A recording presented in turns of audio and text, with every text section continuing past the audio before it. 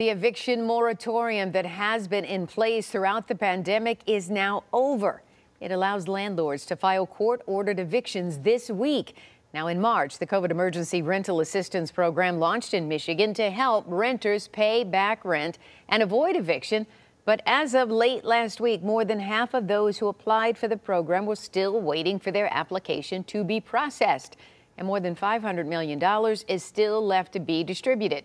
7 Action News reporter Brett Cash shows us how local organizations are working to get that money out and what renters need to know if they're now facing eviction. Well, so far across the state, more than 50,000 people have applied for that rental assistance, and close to 30% of those live in the city of Detroit. The agency responsible for getting those applications in says they're working as quickly as they can. Nobody speaks about the landlord, but the landlord's got to pay his bills. George Page is a landlord in Detroit, and for months he's been paying the taxes, utilities, and mortgages on his properties without payment from those who live there. We have bills we have to pay as well, so we have to take our money to pay for these tenants that's in our home. So we're taking care of them. Right now, he's owed about $20,000 in back rent from a handful of tenants who aren't paying. He says some are taking advantage, but those that truly need help aren't getting it. My tenants thinking that their bill is going to get paid, and it's not. Back in March, the COVID emergency rental assistance program was launched in Michigan with more than $600 million available. But so far, more than $500 million of that money has yet to be distributed, with more than 30,000 applicants still waiting to be processed. Man, this is not fair. It's not fair for me and not fair for the tenant. You guys said that you have money to pay for these people's rent.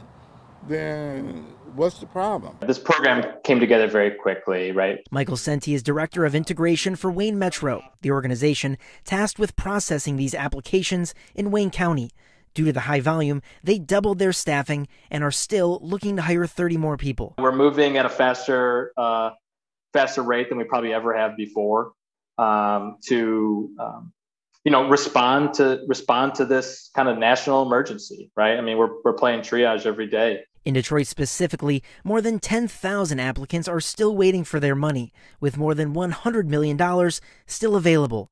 With the moratorium now over, those facing eviction are moved to the front of the line. So anyone that currently has a court date, please make sure we know that. If you didn't indicate that on your application and you now do have a court date, please get in touch with us.